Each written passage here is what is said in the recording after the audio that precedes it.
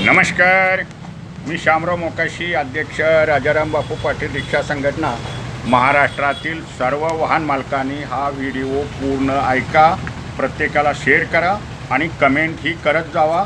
मूचवाले Mokashi यूट्यूबचे video पहा आणि आपलं काम कसं करायचं हे लक्षात ठेवा। आपलं वाहन वर्षातून 2 वर्षातून पासिंग करावं लागतं आणि त्याचं फिटनेस नूतनीकरण करताना मोठ्या पद्धतीनं RTOवाले घोळ करत होते।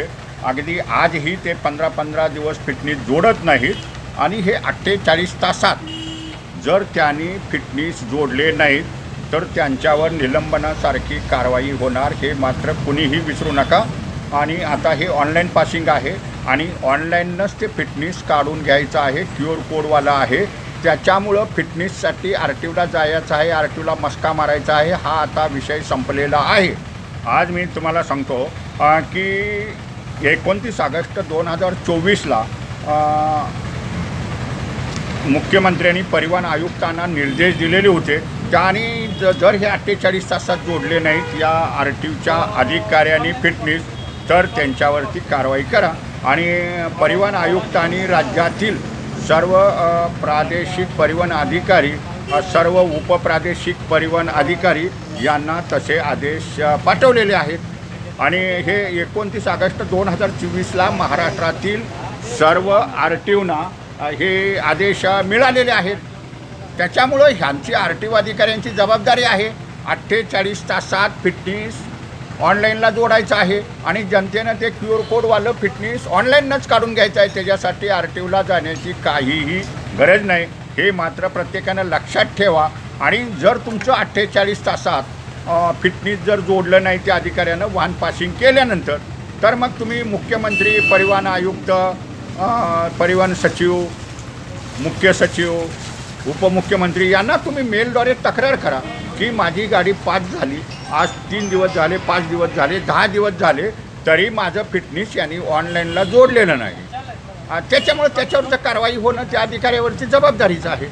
तर प्रत्येकानं लक्षात ठेवा की 48 तास झाले की तुमचं वाहनाचं फिटनेस तुम्ही कुठूनही सायबर कॅफेतून काढू शकता।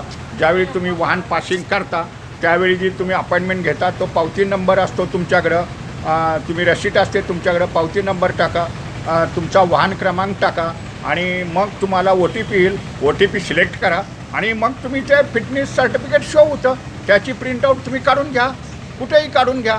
ते QR कोडवालं फिटनेस आहे, त्याच्यावरती अधिकाऱ्याचं नाव असतं, हे मात्र लक्षात ठेवायचं आहे। महाराष्ट्रातील सर्व RTOना हे आदेश मिळालेले आहेत, जनतेने लक्षात घ्यायचं आहे। आता जर 48 तासात महाराष्ट्रातील कुठल्याही RTOनं जर ऑनलाईनला हे फिटनेस 48 तासात नाही जोडलं, बिनधास्त आपल्याच मोबाईलवरनं मुख्यमंत्री, उपमुख्यमंत्री, परिवहन सचिव, मुख्य सचिव, परिवहन आयुक्त यांना डायरेक्ट मेलद्वारे तक्रार करायची, ह्या RTOनं माझी गाडी पास केली, हे अधिकाऱ्याचं नाव आहे आणि माझं अजून फिटनेस जोडलं नाही आणि ह्याच्यावर निलंबनासारखी कारवाई करा, असे प्रत्येकानं तक्रारी करायचे आहेत। कारण हे लोक कायदे पाळत नाहीत RTO अधिकारी आणि 48 तासात हे फिटनेस जोडणं गरजेचं आहे। आणि प्रत्येकानं आता हे लक्षात ठेवा, तुम्हाला मी आदेश परिवहन आयुक्तांनी सुद्धा पाठवलेले आहेत आदेश त्यांना 29 ऑगस्ट 2024ला।